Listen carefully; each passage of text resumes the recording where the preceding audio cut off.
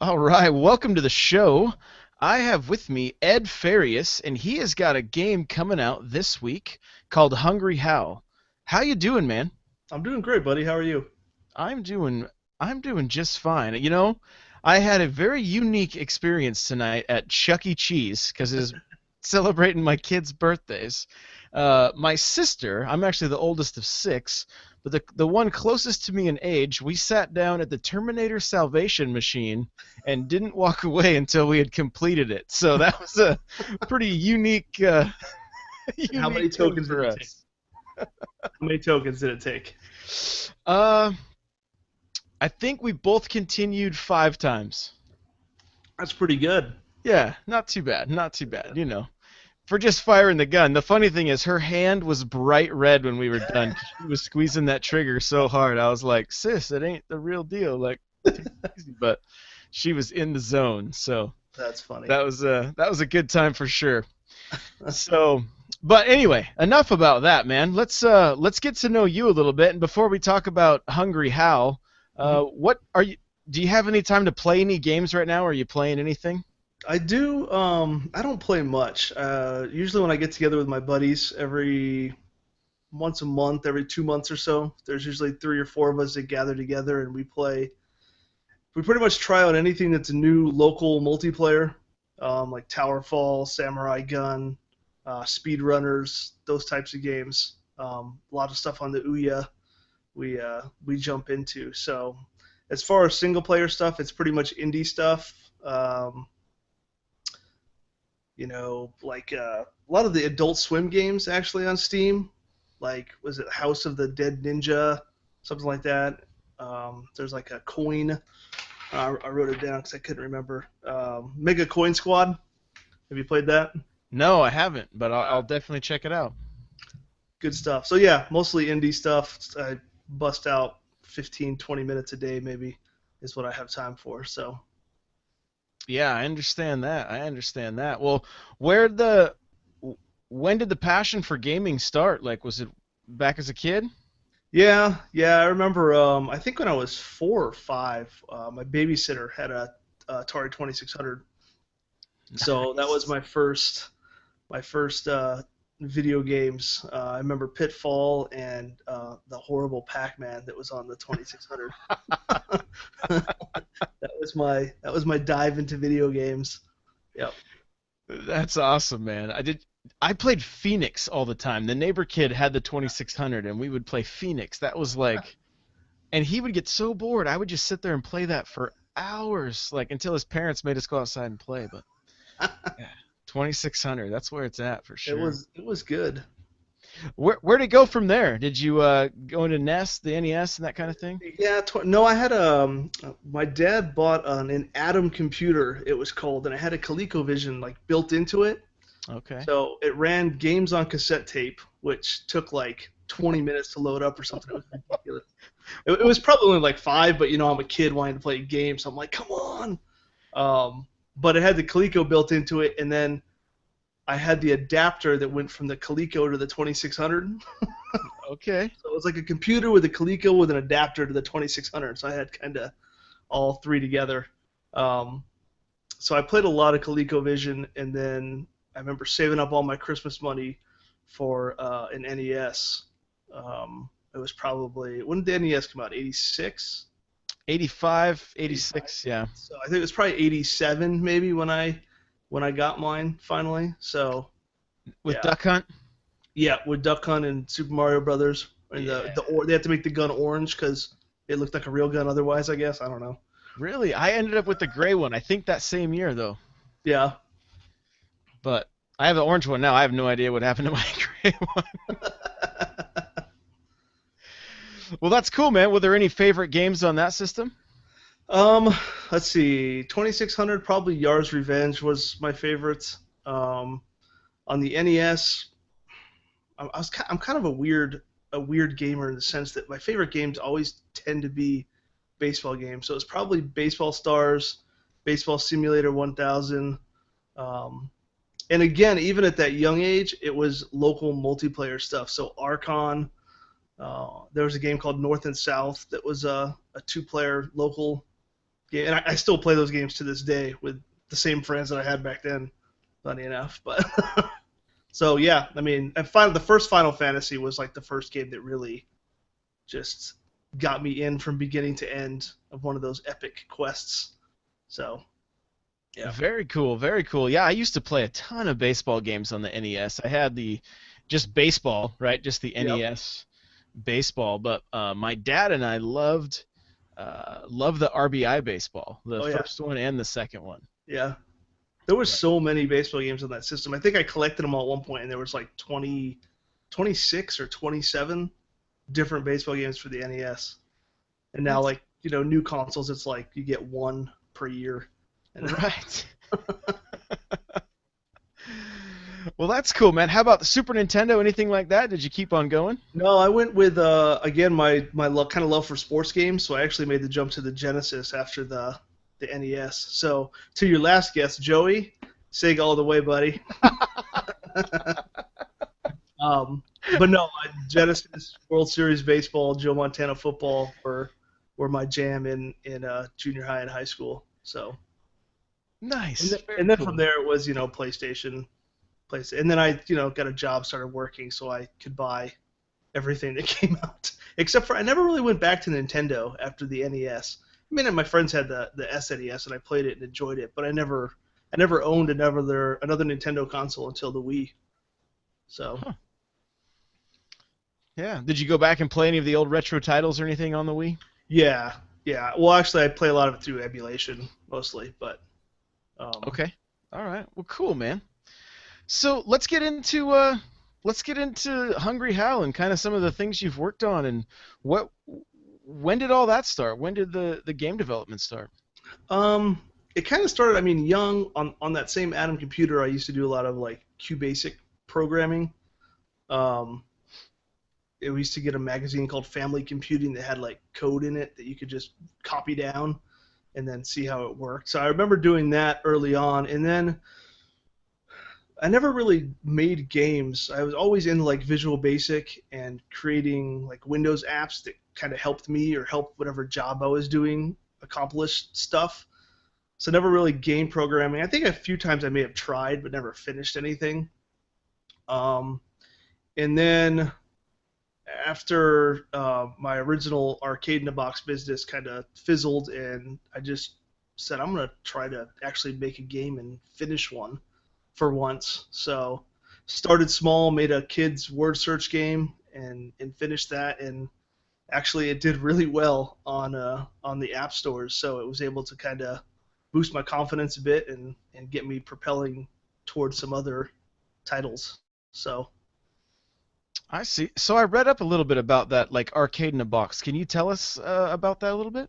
yeah, started in 1999.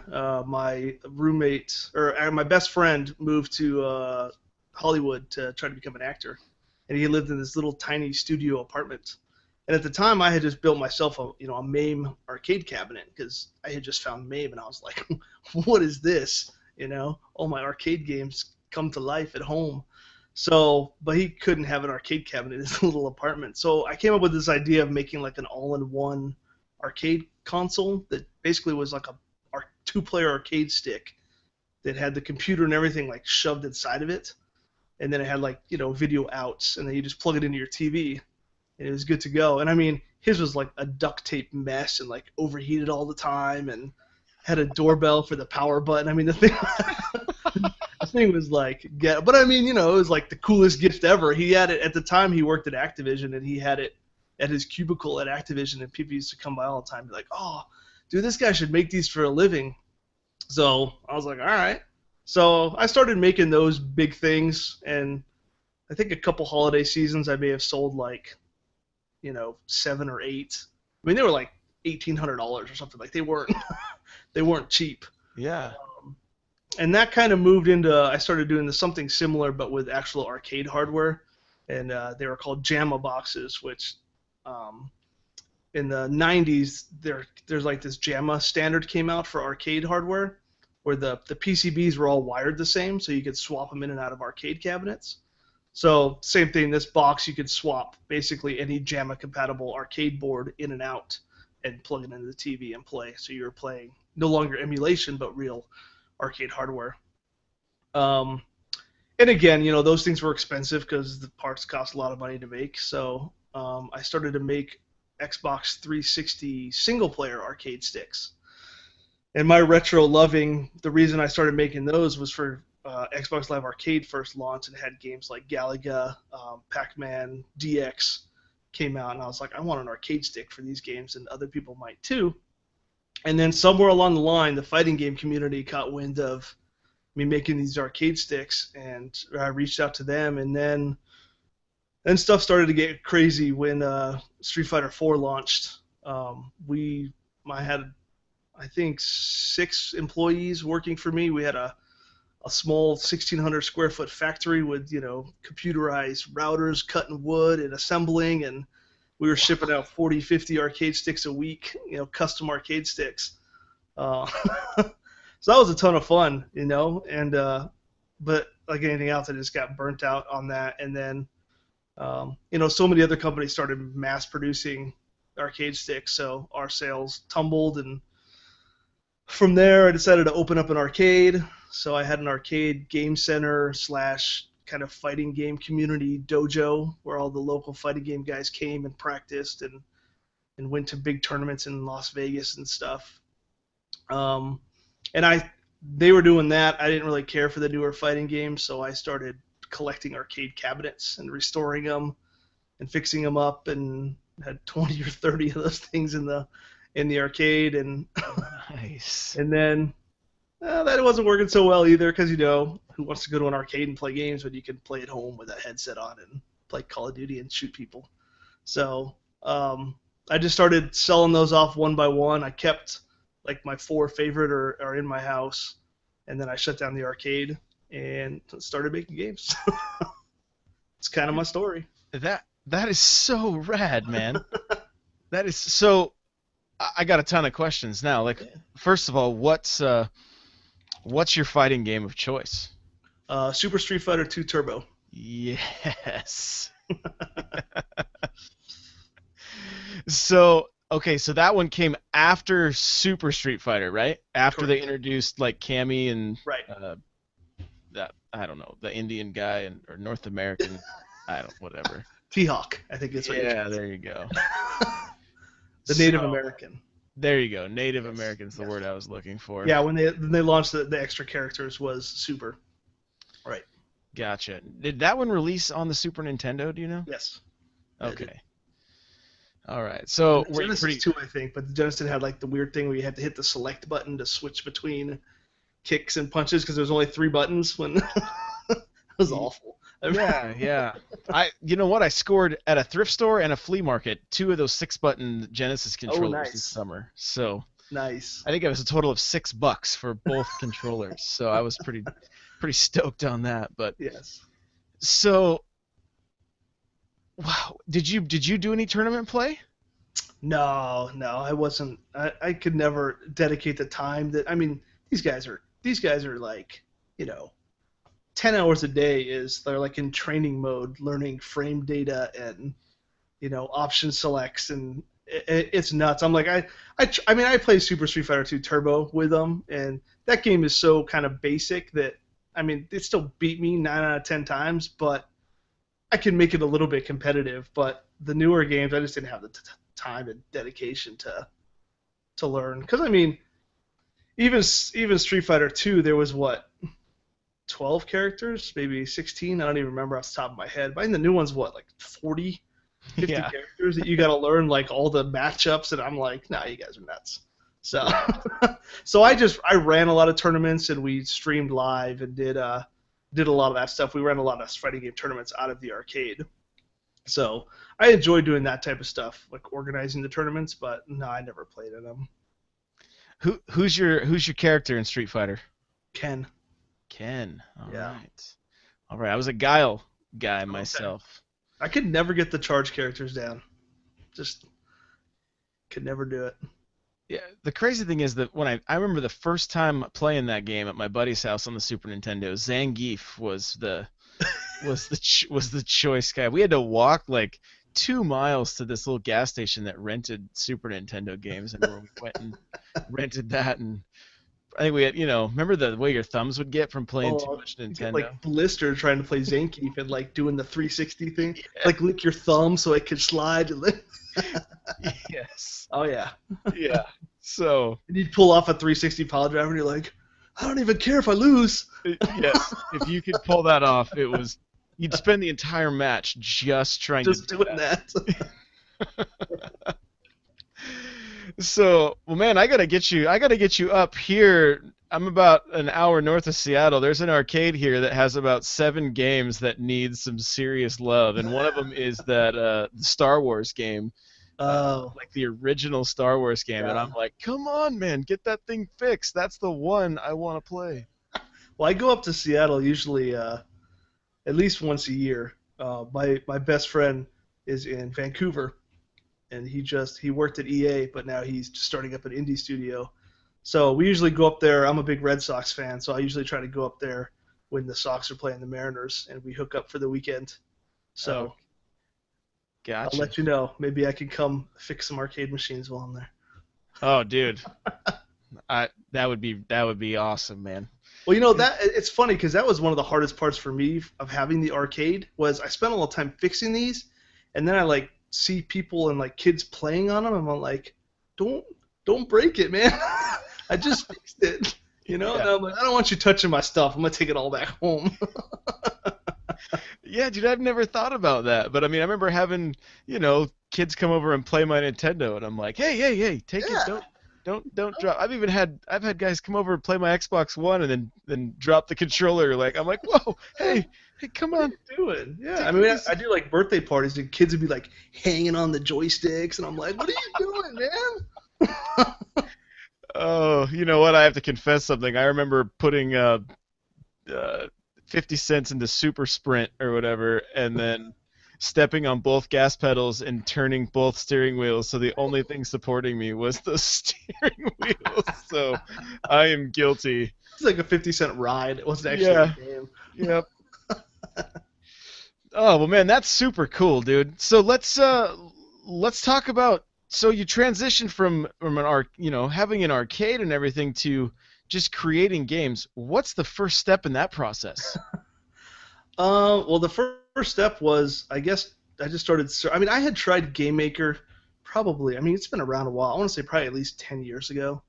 I Oh had wow. tried it, and I bought books and I tried to learn it, and a lot of it was I was trying to make games that I could like bundle with my arcade in a box because I could only license so many games.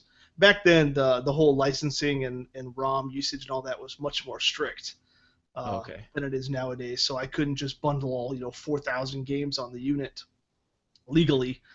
So I was like, well, I can just make some games and put them on there. Yeah, well, you think it's easy to be like, how hard is that old arcade machine? I mean, how that arcade game, there's like nothing to it until you try to make it. So I started there, and then recently I just started searching again for something else, and I found Construct 2, which is even though I have a programming background and I've done programming, for whatever reason that program just clicked with me.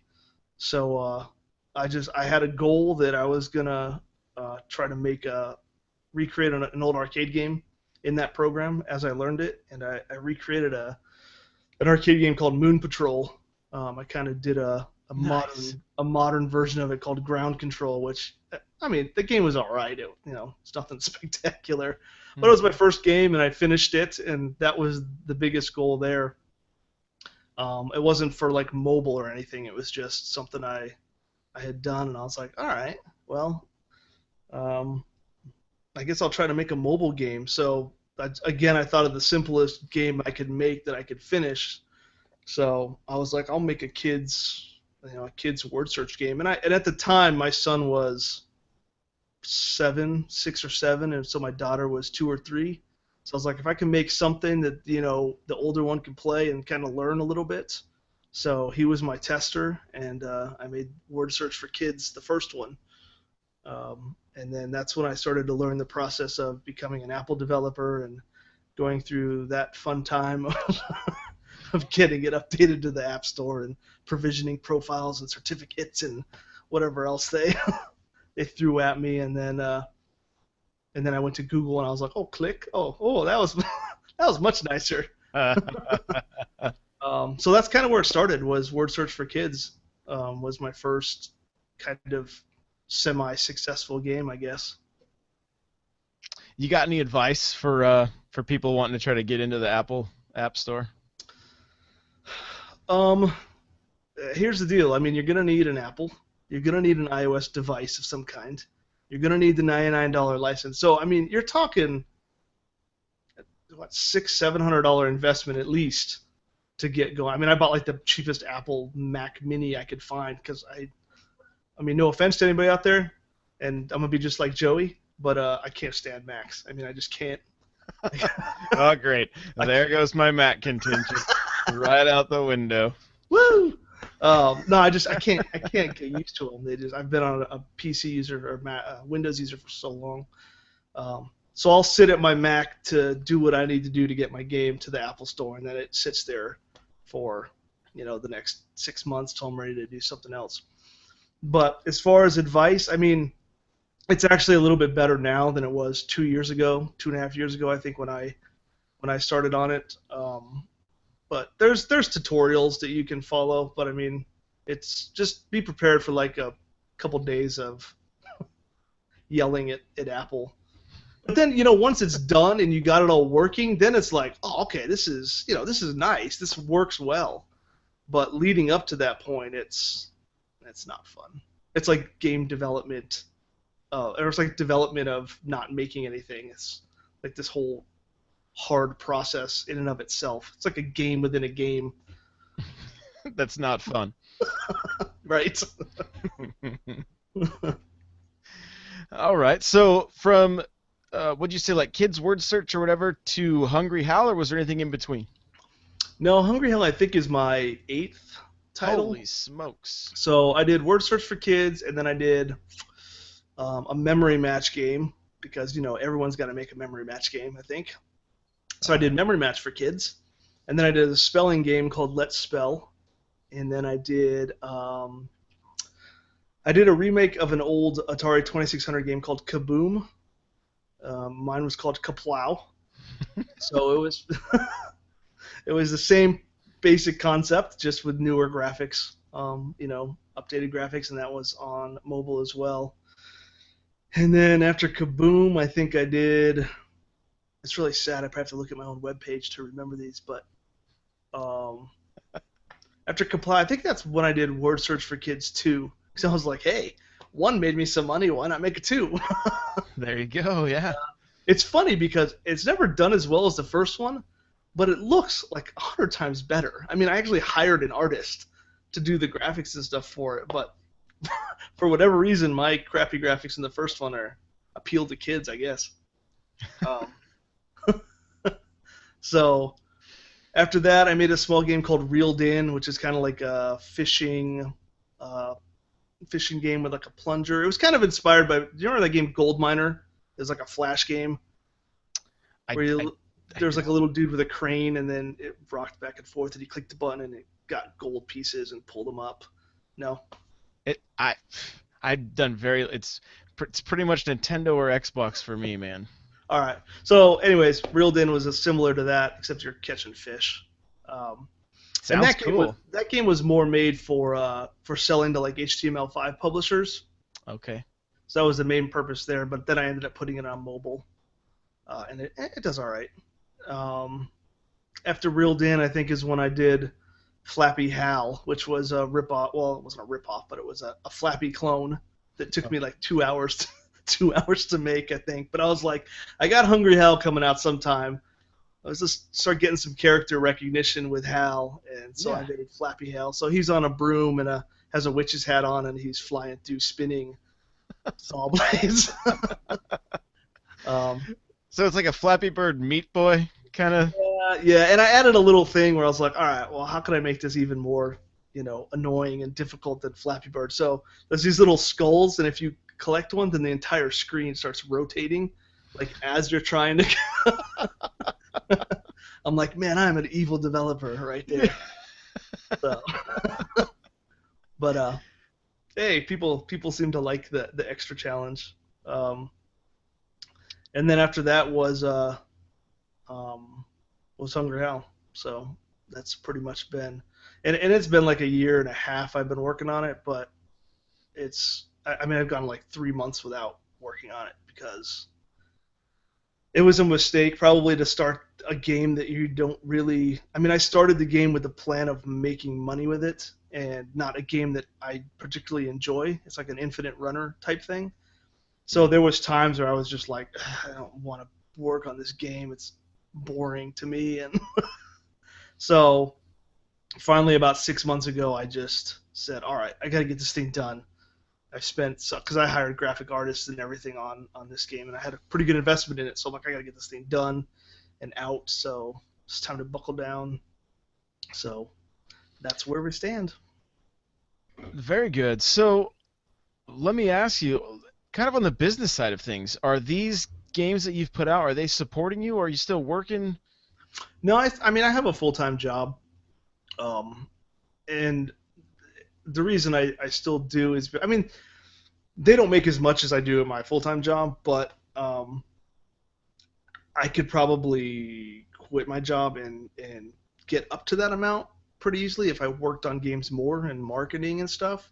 But my job is very lenient. I'm a network systems administrator. I've been there at the company I'm at for 13 years. So I have time during the days where I get to work on my games and, um, if I need to do that type of stuff. So, and they're really flexible with hours with my kids and everything else. And my wife, being an OBGYN, it makes it, I'm kind of the one that has to be available to pick up kids and get kids and that type of stuff. So it's just been a really good and flexible job. So I don't really have any reason to put that income behind if I don't need to.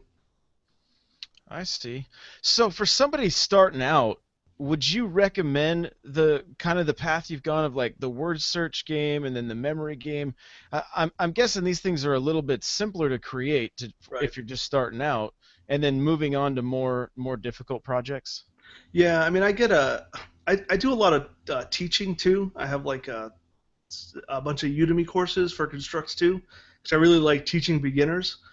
Um, and one of the first things I always say is start a project that you know you can finish because getting that first game finished is such a huge confidence boost, and it's just a huge milestone to know um, that you can actually finish something. Because a lot of people, have 15 projects that they've started that have not gone anywhere. So yeah, I mean that's why I started with that game. There's 20 levels. It's a simple word search game, and had a goal from start to finish. It's going to be 20 levels, and there's going to be this many words on each level, and then I could just get it done. And then because making the game and getting it done is only like half of the battle, because then you got marketing, you got to figure out how to get it on the app stores and create assets and screenshots and promo videos and promo images. And so there's a whole other world once your game is done. You don't just like hand it off and say it's done, give me some money. So It's there's a not lot of work that goes into it. so. How what's your model? Are you doing the like the freemium thing with like monetization through ads or and in-app purchases, or do you charge for each app? It depends. The early kids games on iOS, they're 99-cent apps because Apple does not allow ads in kids games. So originally they were going to be ads, but I was like, and the ads were doing really well for like 3 days, and then they were like zero, and I was like, what's going on? So I emailed Apple, and they're like, oh yeah, you can't put ads in kids games. I'm like, oh, okay. So It I seems like agreed. such easy money. I mean, the kid You just presses the shiny, whatever color looks And good. Google doesn't care, which is awesome. But I guess that defeats the point of advertise. Well, the kids see shiny thing. I want to play Clash of Clans. yes, But I do exactly. make sure that like the ads are kid appropriate. You can kind of throttle that stuff a little bit. So, Gotcha. they're not getting dating sites. Well, that's good. Yeah, you know. So yeah, on the Apple side, they're 99 cents. Google side, I never had a lot of success with paid apps. So pretty much everything is ad revenue in that side. For Hungry Hell, it's all ad based. The game's free with ads, and I tried really hard to be as not annoying as possible with ads. So because that's one thing I can't stand. So there's some banner ads when you're not playing, and then I think every third or fourth restart there's a full screen ad that you can close. So just to help pay the bills, you know. Yeah, sure. Why not? I mean, if it's a free game, I'm not opposed to it, but I mean, some people are, but whatever. They can go play something else if they want to. You can make your own game that's Yeah, free. that's right. Just go make your own game. Get the heck out of here. Um, so let me ask you, do you have a game like what's next? Do you have something else in mind? Like, is there a dream kind of Yeah, the game that you really want to make inside of you that's on its way out, maybe? it is. It's not going to be mobile. I'm going to kind of get away from that on the next one. And like I've mentioned a few times, my love is very much local multiplayer. Yeah. So I'm actually working on a game, semi-titled Hyperspeed Block Blitz right now, which is, in essence, it's a combination of Arkanoid, Yara's Revenge, and Galaga. Okay. But basically, it's let me see if I can see myself here. It's like two ships on the top and the bottom that can only move this way, Okay. and then there's a bunch of blocks in the middle, like kind of like Arkanoid, Yeah. and then you have a base at the top that slowly moves back and forth. And the goal is for the other player to destroy your base. And you have two shot types. One is a normal shot, which will kill blocks and will kill the other player, but they respawn like in 3 seconds. But each time they get killed, the respawn is longer. Okay. And then you have a super bullet, which is the only thing that can kill the base. Which is, I don't know if you ever played Yara's Revenge on the 2600. Yes. I mean, it's a little bit foggy for me, but it didn't have the really like big flashing ball inside the spaceship Yeah, or something and like you have that. to touch him in order to get the super bullet over here that you then Yeah. shot and came across the screen. That was the only way you could kill him. Same Okay. idea. So you have to charge up this shot, and while you're charging, you're moving like really slow. So you're kind of a sitting duck. And then once it's charged, you start flashing, and then you let go, and then you have to basically the bullet goes like half the speed of a regular bullet. So you have to time this thing moving up here and your Okay. bullet to hit this. And then there's a shield around the base, and the more of that shield you destroy, the faster the base is moving. And then there's power ups that like hide the base or regenerate your shield or update your shield.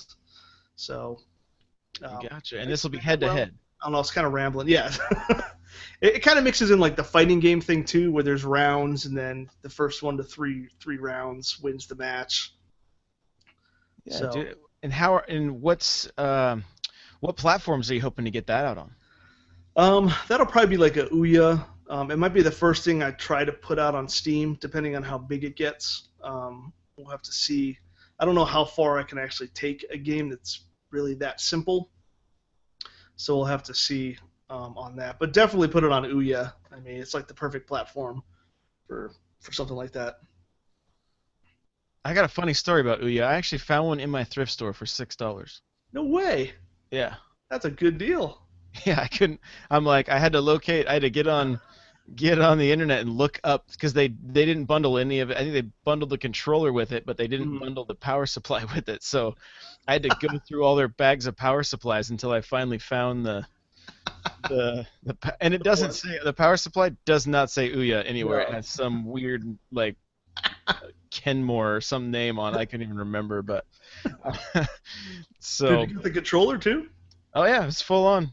Wow. I I wiped the thing and updated it, and then I ended up selling it on eBay. But um, Oh man, I made like $75.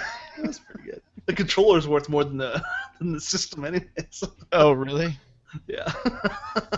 So it was all clean, but I knew it'd be the kind of thing that I wouldn't have time for. Like Yeah. I hardly play as it is. My DS is about the only thing I can. I've been trying to get a little Destiny in here and there because that's been pretty fun, but I've also got to fight my teenage boys for the TV on that one. So Oh, nice. so Well, that's cool, man. It's cool to hear that you've been slowly working on, just things to just put out there, get out there, and then eventually uh, get the game you've been wanting to make out there. That's Yeah. that's that's very cool. Very cool. And So, I am excited about Hungry Hell. It's not that I'm like, you know, this game is not what I would want to play and it's boring because I've been playing it for a year and a half, so that's kind of how I feel about it. But everyone that's played it seems to really enjoy it, so that's a that's a thumbs up. yeah, dude, for sure. Let's get into it a little bit. What type of game is it? How does it play? Like, what have you gotten some inspiration from? Well, it's a infinite runner, but it's like path based, so you have like three paths that you can move up and down from, and then basically objects are coming from the right on one of these select paths, so you have to move back and forth. And you're Hal, you're a zombie, and you have a brain meter that's constantly going down, so you have to um, munch on humans that are in paths as well, and then to keep that brain meter kind of filled up. Um, and then you collect bones. It's kind of like the in-game currency. So Okay. you collect bones as you're going, getting past all these obstacles. There's five different levels in backgrounds, and then you use the bones. You collect power-ups. There's I think four power-ups right now. So it's kind of a it's there's a game called Farmville USA that kind of had a similar thing but they had two paths that you kind of moved back and forth on. It's the only game I could think of that also does that. It originally started as like a regular infinite runner where you're just running and jumping and sliding and I was like, bleh. So so And is it Infinite Runner kind of like Jetpack Joyride or like yeah, Temple Run? like Jetpack Joyride. It's 2D Okay. horizontal side scrolling. Yeah. All right. That sounds great, man. And so, I mean, you're munching on humans, you're jumping out of obstacles, jumping out of the way, that kind of thing. hmm Nice. Like and then there are some like upgrades and stuff. Yep, yep. There's upgrades. There's a police scooter you can get. Um, Nice. and that one's fun. I won't spoil it, but that one's fun, especially when you run into people. There's like your other typical power ups. There's a magnet that sucks in the bones. There's a bait which will call out more humans. If your brain's getting low, you can suck in some more humans. And then there's a slow mo for when it starts getting crazy. You can ramp up the slow mo, and then each one of those you can upgrade in the store to make them last longer. And each one is it's a little different where you don't like buy them every time. Kind of like some games where you buy this power up, you can use it once and then you got to buy it again. Yeah. Basically, you buy it the first time and you have it every restart of the game. You have it, but you can use once each round. So and then you upgrade them and they last longer. So you kind of use a strategy to get as far as you can, and then using them when you need to. So there's some strategy going on there on when to use them and when not to. So, All yeah. right. I'm kind of excited to check this out, man. My kids, I saw my son playing Jetpack Joyride the other day, and so they definitely get into that kind of stuff. So Cool. it'll that'll be a good one for sure. What How about lessons learned along the way through this process? Is there anything that you can share with us that I know my question is what are some mistakes, but I've decided that mistakes just are a little bit too harsh. So what what are some lessons learned that you could share with us if we're wanting to kind of take this journey into like app development and stuff? Um, let's see. I think starting small is always a big one. People first come in, and I see it in like the forums, the Constructs 2 forums all the time. There's a new memory. It's like, I want to make an MMO, and you're like, all right, well, let's learn how to make your character jump first. So, and my son is the same way. We're actually started working on a game together, and he just like comes to me with like, this huge scheme, and it's like, I tell him like, buddy, let's start small, get the game idea and get that solid, and then you do it right, and then you can grow onto it from there. So, if you want to make like a 2D racer, make a 2D racer, but make one track, make the cars work, get all that going. Don't think about power ups and all that stuff until you get the core of the game done, and then you can grow up from there. But definitely, there was many times where I just started way too big, and I think all the projects in the past that I had ever started and never finished was, I had this grand scheme of this game I was going to make, and then life gets in the way, and then you don't ever finish it. So start small, complete it, be happy, start on the next one. That sounds pretty good, man. Start small, be happy, complete it. All right. There we go. Was it tough walking away from the first one? The first one, Did you say you started one that you just had to walk away from? no, I started ones that I just never finished. And it was just because, I went on to something else, and it was a year later that, I just lost interest because Gotcha. it was just, too big of a project and just lost interest. So, Well, that's good. Well, at least it didn't, like bum you out, where it yeah, like, because sometimes that stuff can be, you put some blood, sweat, and tears into something, and then you're like, oh, right. I mean, there's a couple projects that I had done in Visual Basic long ago that I wish I still had the source code to, that I would like to complete at some point, but oh well. hey, that's not a bad attitude, man. Oh well, move on, pivot, right? Just keep That's on right. going. That's right. So, kind of in the same vein, then, what's some of the best advice that you've ever received? Um, I think the best advice I've received or could give is figure out how you best learn and learn that way. Me, I learned by watching video tutorials, video classes, people that actually know how to teach. Um, if you learn by reading or by seeing example code or looking through an example project or something, then that's fine. But find the way that you're best at learning and try to stick to that while learning, especially a new engine. And don't jump around from game engine to game engine. Stick with one and learn it well. Because I see a lot of people doing that where they're like, oh, this engine doesn't work for me, or this engine doesn't work for me. And it's like, you know what? It's not the engine that's making the game. When it comes down to it, it's you. So if you learn the engine, um, then it's just that much more power in your hands. Was that good advice? No. Absolutely. No, that's great advice. I mean, I've probably said it on the show before, but I'm definitely guilty of like learning something up until a point. Like I will get dangerous with it, and then I won't take that time to go. Oh, that's next thing I'm gonna learn is gonna take me like 3-4 hours, maybe a week, Yeah. and I'm like, well, maybe the next shiny object. It's like squirrel, right? Yeah. Like maybe this one I can just fake it till I make it, and Well, that's the no, thing. I mean, when you're learning, you're always going to hit that wall at some point. yeah. It's just a matter of breaking through that wall. And programming is interesting. I remember when I started programming years ago, I mean, it was like, it's like foreign. It's like your brain's doing something that it's not supposed to do. Um, and that's the way it is learning this stuff. But then one day it's just like, arrays? Oh, that totally makes sense now. How did those not make sense before?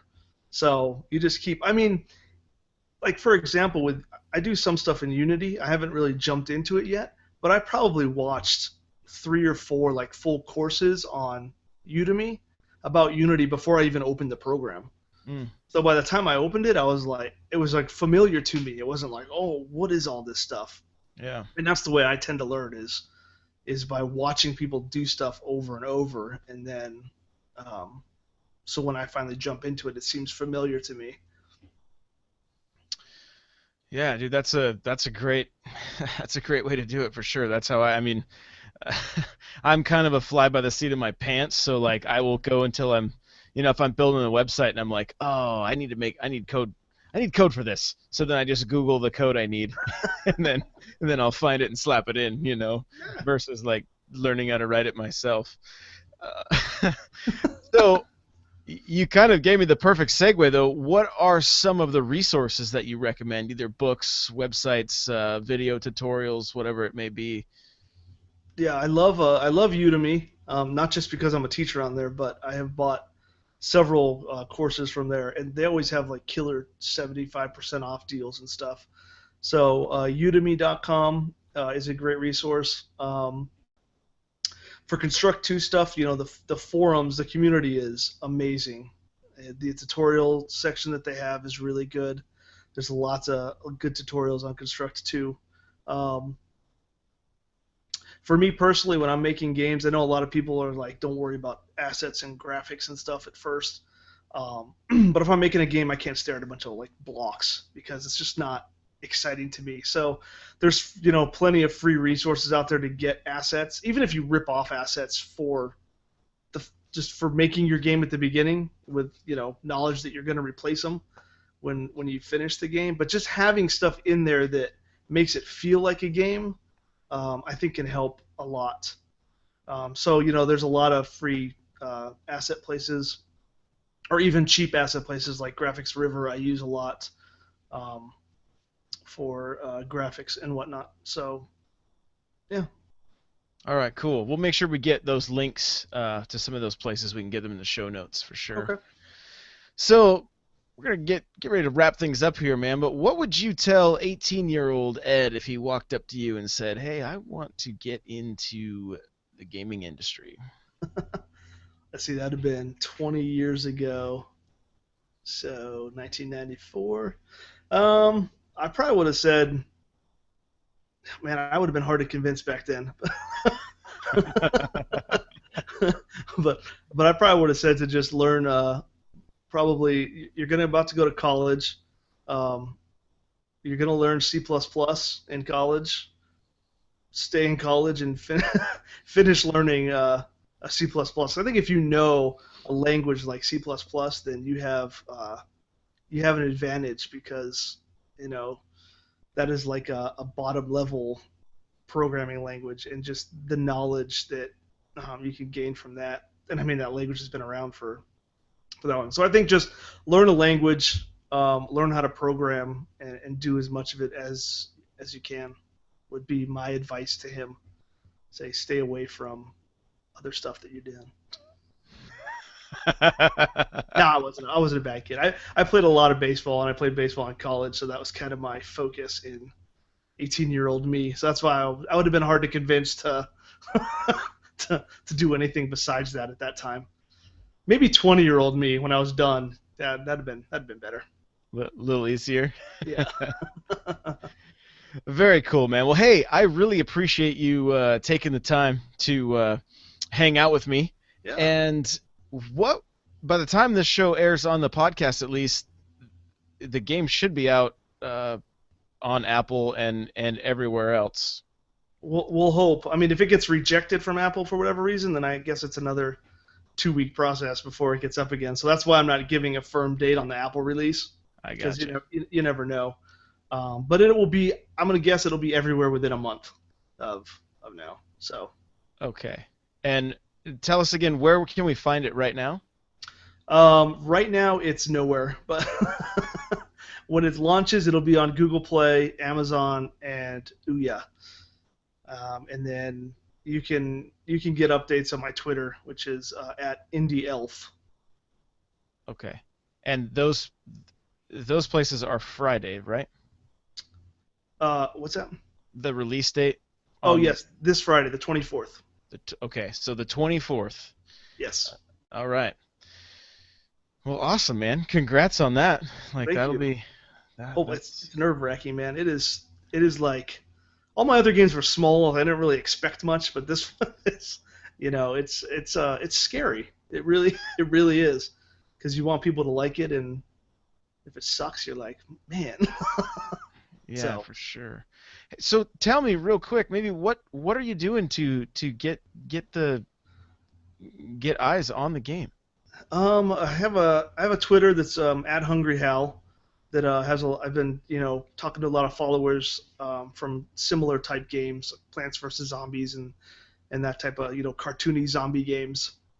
So I'm spreading the word on Twitter, Facebook, just doing a lot of keyword research and trying to figure out how the Google Play Store works when it comes to searches and that kind of stuff, and just I don't know, spreading the word, trying to do podcasts like this and see who wants to review the game, throw them a copy to review. So just doing everything I can to just, I mean, it's hard when you're new, you got to build that audience up from scratch. Hopefully it gets easier if the game is successful and you grow a little bit, it gets easier. But starting out, man, it's tough to spread the word, especially in like the zombie genre. I mean, come on, what was I thinking?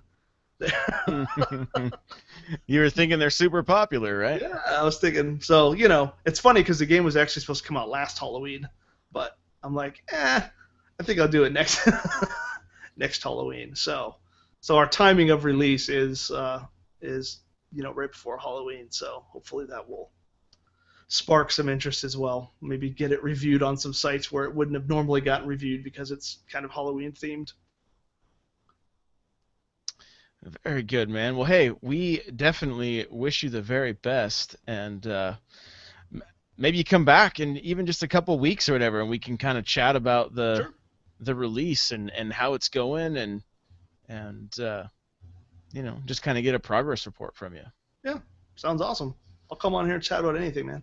All right, very Want to talk about cool. the Genesis? Right. Okay, real quick, did you play General Chaos by chance? Yes. Ah, Yes. that Yes. I mean, there's some oddities. Herzog's Way. Probably never heard of it, have you? Go no. check it out. It's a two-player. Uh, it's kind of a strategy game on the Okay. Genesis. It's a good one. All right, all right. General Chaos, those sprites, man, when the Amazing. flamethrower guy would light the other dude on fire and just his crotch would burn. It was the funniest thing when I was like, I don't know, 10 years old or Oh whatever. Like yeah. I would die laughing at that. Yeah, it was good stuff. I mean, it was like Metal Slug before, the Neo Geo was out. I mean, Yeah, it looked pretty. It was that blast processor, man. that's right. That's right.